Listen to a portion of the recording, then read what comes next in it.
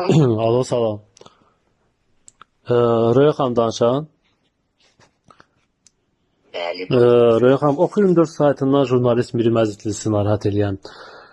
Röya xanım, son gündə bu mətbuatda yazılan məlumatlarla bağlı sizdən mövqe eləmək istəyirik. Bu gün yayılan məlumata görə siz vəzifənizə azad olunmusunuz və bununla bağlı fikirlərinizi öyrənmək istəyirdik. Xeyr, mən Fövqəladə Hallar Nazirliyindən Kanadaya gəlməmişdən öncə öz ərizəmlə, öz xahişimlə ərizə yazıb işdən azad olmuşam.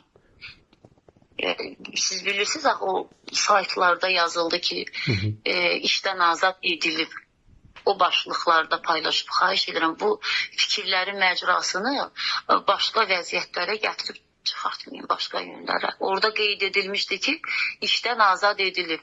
Mən çoxdan işləmişəm və işdən öz ərzəmlə də azad olmuşam, gəlmişəm Kanadaya. Bu qədər. Röya xanım, çox xahiş edirəm. Bizim çox qısa suallarımız var. Aha, bəli, buyurun. Siz məlumatı yayanda Fövqəladə Hallar Nazirliyinin İctimai Əlaqələr İdarəsinin mətbuat xidmətinin işıqlandırdığı xəbərlərə əsaslanaraq xəbərləri qeyd edin. Çox xahiş edirəm. Orada var hər şey.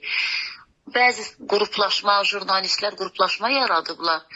Nazirliyə qarşı, mənə qarşı, yəni ki, bu təbliğat aparırlar ki, sanki mən bugün işdən azad olmuşam. Mümkün deyil. Mən Kanadada yaşayıramsa necə mən bugün işdən azad oluna bilərəm? Röya xanım, çox üzr istəyirəm. Yerli mətbuat yazır ki, siz Təranə Qumralın...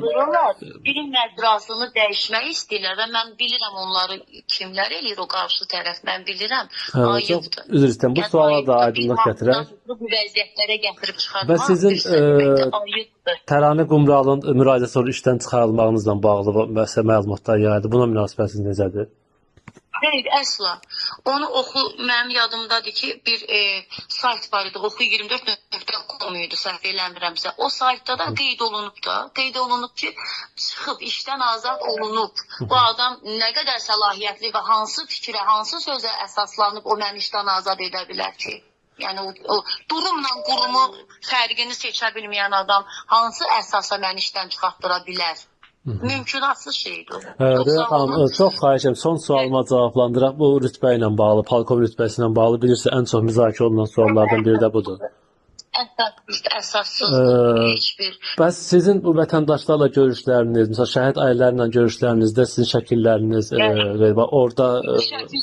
Mən oranın işçisi olmuşam, şəkil çəkdirmişim. Bəs formada olmağınız onunla bağlı, həmən məsələ suallarla bağlı. Elə bir şəkil ola bilməz, mümkün deyil. Yəni o sübutlarla gəlin, ittihamlar etməyin. İnsanlara nə qədər ittiham eləyirsiniz hər şeydə. Hələ o xanımın o qədər ittihamları var ki, mənə qarşı. Mən yaxınlarda özüm intervyu verəcəm. Röya xanım, bir son sualımı da vermək istəyirdim.